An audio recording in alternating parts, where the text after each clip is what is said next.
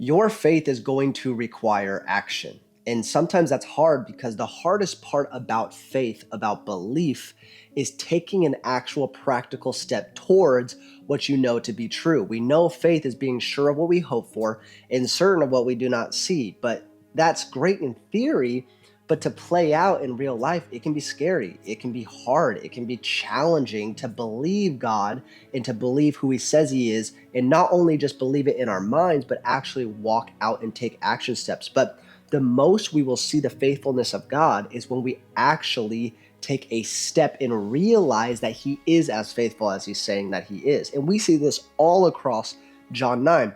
The entire chapter of John 9 is about a man that was born blind, and he gets healed by Jesus, and the Pharisees get super upset because this dude is healing on the Sabbath. Again, they're like, what's your deal? Why are you healing on the Sabbath? And they go to question the man, and the man basically is like, guys, I don't know why you're all uptight and why you're all bothered. All I know was I was blind, and this dude came up to me, and now I can see. And what's crazy is Jesus encounters that same man and basically offers him salvation, and the man gets saved. And this story is so incredible because we see a couple points where action was necessary. So at the very beginning, they come up to this man, and the disciples are having this dialogue and this conversation in front of Jesus, and they ask Jesus, they're like, okay, so what did this guy's dad and mom do so that he became blind? What sin did they have so that he was blind? And Jesus basically answers them. He's like, hey guys, this wasn't because of his mom or his dad's sin. This was so that the glory of God could be revealed, and so I could do my work. And so it was all a big setup to see the glory of God. But what's interesting about this is, like, we can take the position of Pharisees so often in our lives. We can, like, conceptualize, and don't get me wrong, theology is important. I stand on that. Like, good hermeneutics, good theology, knowing the word, it's so important. I love having conversations. I love having theological debates and discussing different topics. That's all very healthy. But it's not healthy when we begin to just conceptualize and think about so much things in terms of our relationship with God that we neglect actually just acting on it. So you have all these disciples that are sitting around looking at this blind man, and they're having this conversation like, oh, what do you think the cause of his blindness was? Oh, why do you think that God did this? Meanwhile, Jesus is sitting there going, guys, I actually want to do a work and want to heal this man.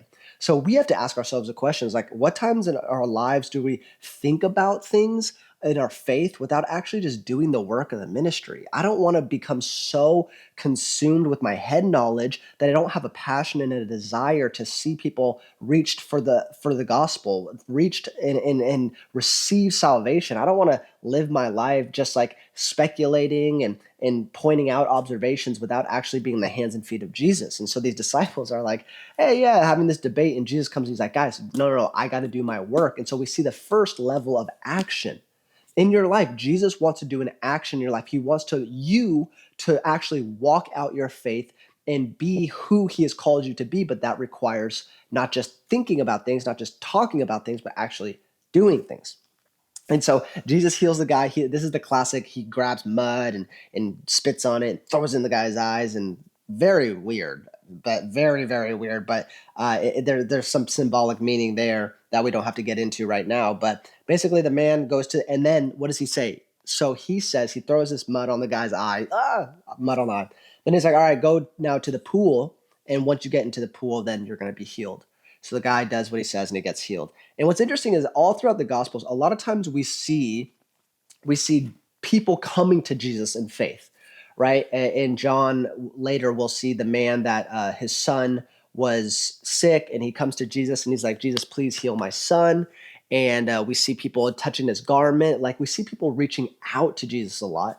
But in this point, Jesus goes to the man and basically is like, hey, you want to get healed. And so what's interesting is he still requires a step of faith from this man to get healed. It wasn't like Jesus approached the guy, healed him, and then went on his way. No, he asked, all right, you want to get healed? And then he gives him a step to go to the pool. And once you go to the pool, then you'll get healed.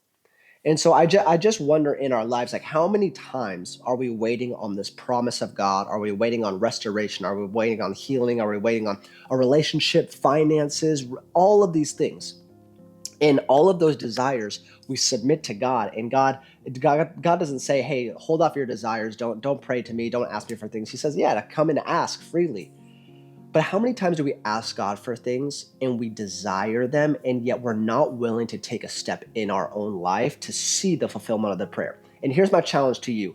What if the fulfillment of the prayer that you are praying is based on you actually taking a step and being willing to partake and be a partner in that case? What's your pool? Let me ask, what's your pool? Because maybe Jesus is saying, "Hey, what do you want?"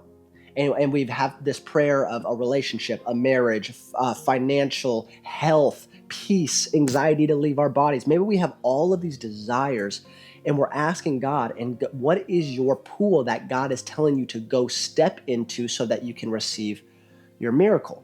And it's not a promise that the miracle is going to come, but how many times do we just sit and we just wait for God to move? God, can you please just move in my life? Can you do this? Can you just be there? And God is like, man, I'm here and I'm ready to move in your life, but you have to take a step of faith and actually walk as if I'm going to make that prayer a reality. And I remember in my life, this YouTube, this media, this podcast has been going for a couple of years now.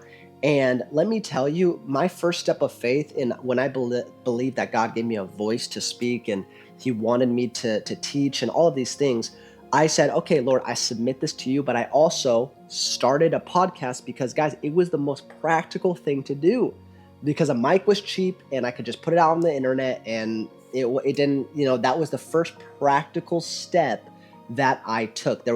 And I decided to say, God, you can do what only you can do, but I'll do what I can do. And so we cannot be stuck in inaction. We can't be stuck thinking in our minds about things that we want, thinking about how God is going to use us, thinking about how we want to bring glory to his kingdom, and yet we don't leave the house. We don't go out. We don't have conversations. We don't go to church. We don't do any of these things. It takes the action to be able to say, okay, God, I believe you, but let me show you that I believe you. And that's what John 9 is all about. If you've missed the other chapters, John 1 through 8, then you can go watch those videos now. But we are going through John and we are just believing that consistency will change our faith. I love you guys. Thank you guys for being a part of the series, and we'll see you next time.